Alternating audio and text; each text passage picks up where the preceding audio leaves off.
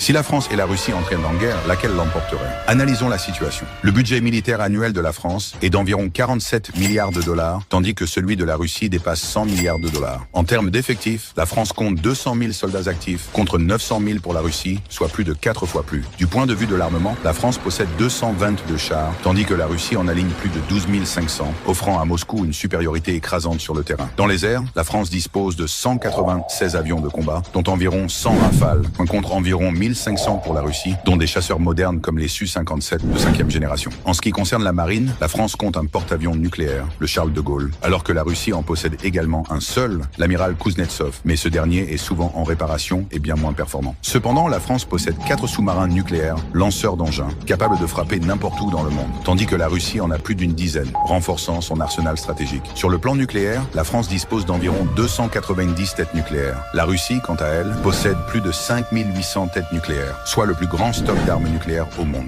Le principal défi pour la France serait le manque de munitions et une industrie de défense plus lente que celle de la Russie. En revanche, si la France bénéficiait du soutien militaire des pays européens et de l'OTAN, le rapport de force serait totalement différent. Mais la Russie a aussi des alliés comme la Chine, l'Iran et la Corée du Nord, qui pourraient lui fournir du soutien militaire et